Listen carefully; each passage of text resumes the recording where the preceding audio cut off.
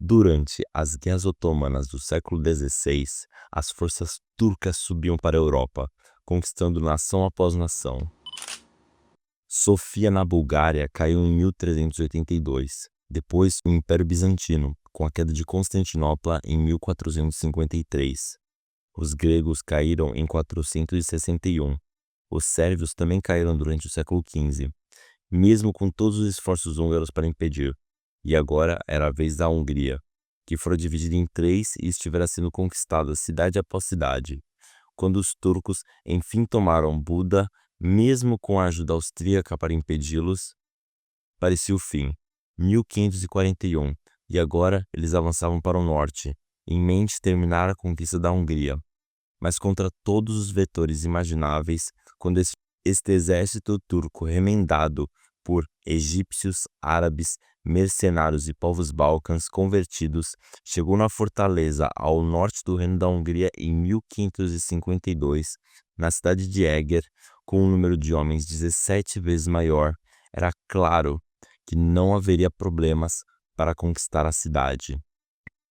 Eis que, liderados por István Dobó, um pequeno exército de 2.000 pessoas, homens militares, homens civis, mulheres e crianças, venceu o glorioso e até então invencível exército de 40 a 80 mil homens do Império Otomano.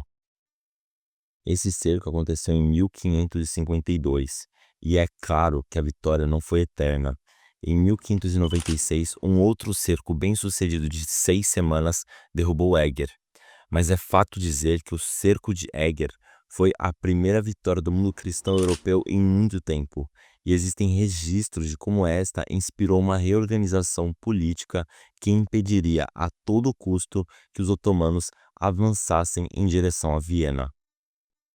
A Hungria deixou de ser otomana 150 anos depois, quando fora cedida aos Habsburgo, e desde então o reino da Hungria seria Habsburgo, família real da Áustria, até o fim da Primeira Guerra, com a divisão do Império Austro-Húngaro. Durante esses períodos, existiram movimentos de nacionalismo húngaro, é claro, procurando entender e consolidar o que seria a nacionalidade, a identidade nacional húngara. Essa identidade nacional se consolidou como uma identidade de um povo guerreiro e altamente cristão, que protege o cristianismo. E é claro que nessa nova identidade, ou pelo menos nessa achada identidade, o cerco de Eger cairia como uma luva para se encaixar na nova noção de país que eles queriam ser, de império que eles queriam ser. Um símbolo perfeito, e dito e feito. Até que no século XIX, um escritor católico e pertencente à classe trabalhadora chamado Gardoni se mudou para Eger em 1897, passando a conhecer melhor a cidade e seu castelo.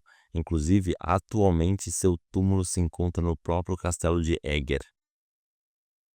Em 1899, ele publicou o livro sobre o cerco.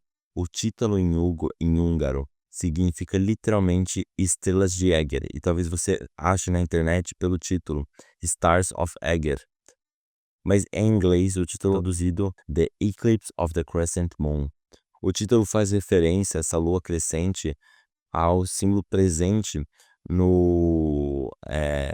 um símbolo que representa o povo turco-bizantino e que acabou se convertendo com o tempo, por conta do Império Otomano, num símbolo do próprio Islã, e atualmente está na bandeira da Turquia, do Paquistão, da Armênia ou da Tunísia.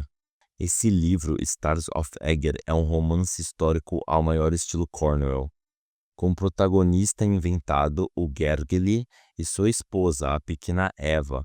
Eles dois, envoltos num longo período de tempo que representa desde a queda de Buda, desde a infância deles até a adolescência com a queda de Buda, e na vida adulta, finalmente, o cerco de Eger.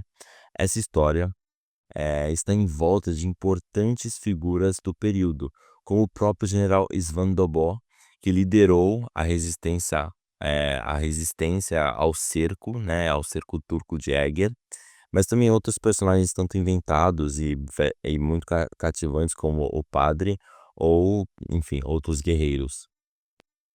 A obra sustenta essa ideia de nação cristã e branca que a Hungria construiu para si mesma, e a destila descrições pejorativas das peles escuras dos personagens que são enfrentados. Há também generalizações religiosas ofensivas sobre o Islã, ao maior estilo Estados Unidos durante a Guerra ao Terror, várias palavras importantes para a religião sendo repetidas para fazer atos destrutivos. O livro é uma peça de propaganda, basicamente, e muito antiquada. Mas ao mesmo tempo, ele também é inegavelmente um romance de espada bem escrito e cativante. A Hungria claramente não problematiza essa noção de criar um passado perfeito e esse passado também com essa conotação racista ou de uma superioridade religiosa ou étnica. A Hungria não lidou com esses problemas da forma que, por exemplo, o Brasil lida, né? E até hoje esse livro, que é uma peça de propaganda anti-islã, muito bem disfarçado, um excelente livro, continua sendo muito popular, inclusive figura como o livro mais popular da Hungria, como foi votado recentemente. A Hungria ainda se apresenta como um estado family friendly, ainda se apresenta como um estado cristão, um estado em que é a última barreira do marxismo cultural, né, a última barreira da família tradicional, enquanto o resto da Europa está se tornando identitário, com ideologia de gênero e políticas de imigrantes. A Hungria se coloca nesse bastião como a resistência. E esse livro e toda essa construção histórica do que virou, virou esse símbolo da nacionalidade húngara, começa sim no cristianismo e tem como o Cerco de Eger um importante marco e como esse livro talvez a maior materialização do que é essa identidade.